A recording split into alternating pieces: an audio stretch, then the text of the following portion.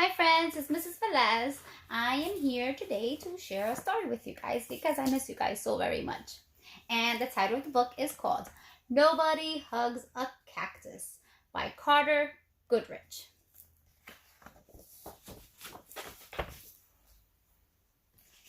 Hank lived in a pot. The pot sat in the window. The window looked out at the empty desert. It was dry, hot, peaceful, and quiet, just the way Hank liked it.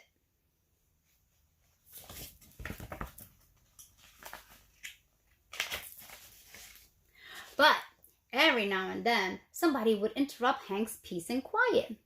"Hi, Hank," Rosie the tumbleweed called out. "Isn't it a beautiful day?"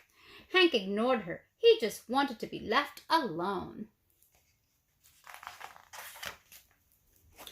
"Okay, so long," said Rosie cheerfully and tumbled away. Hank was happy again. But just as he was beginning to relax, "Hello!" shouted a tortoise. "Private property!" yelled Hank. "Keep out!" The tortoise was so frightened he hid in his shell. Poor turtle. Hank was still yelling at the tortoise when a jackrabbit dashed by. "Hiya, Prickles!" she shouted. "My name isn't Prickles!" Hank yelled back. "And stay out of my yard!"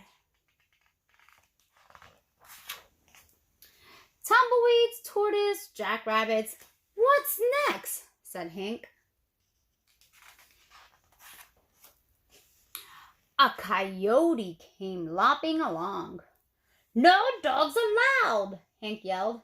"I'm not a dog," said the coyote, "and you are as prickly on the inside as you are on the outside." He looked very upset, doesn't he, friends? Before Hank could yell back at the coyote, a cowboy strolled past. "Keep off the grass!" shouted Hank. "What grass?" said the cowboy. "Seems to me somebody needs a hug. Too bad nobody hugs a cactus." "Hi," said Lizard. "Who invited you?" said Hank. "And just in case you're wondering, I don't want a hug." "That's good," said the Lizard, "because I don't want to give you one." Then he skittered away.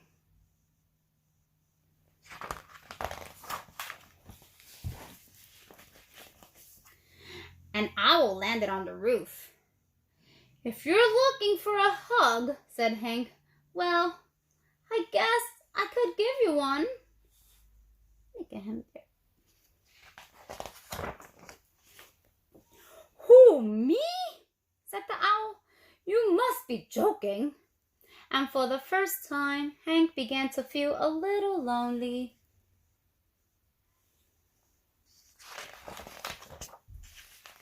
The next morning, Hank was feeling more sad on the inside than prickly. Maybe a hug wouldn't be so bad after all.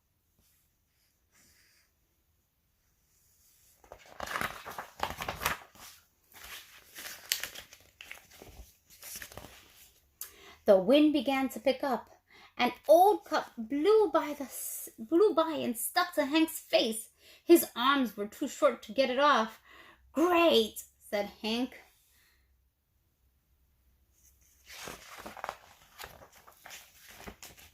After a while, Rosie came bouncing by. "I'll get it off you, Hank," she shouted, and she jumped up to knock the cup off Hank's face. Then she tumbled away.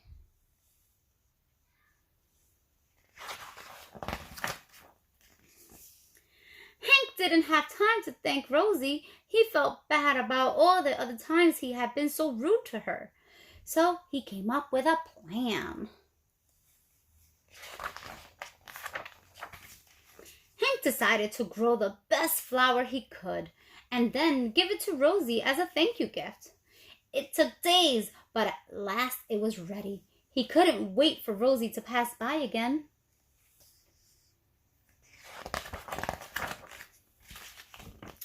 When at last she finally did come bouncing back, Hank held out the flower. "Look, Rosie," he said, "I grew it just for you."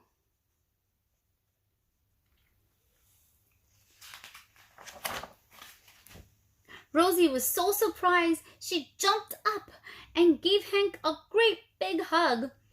It felt so nice. Hank didn't want to let go, and as things turned out, he couldn't. Rosie and Hank had become stuck together.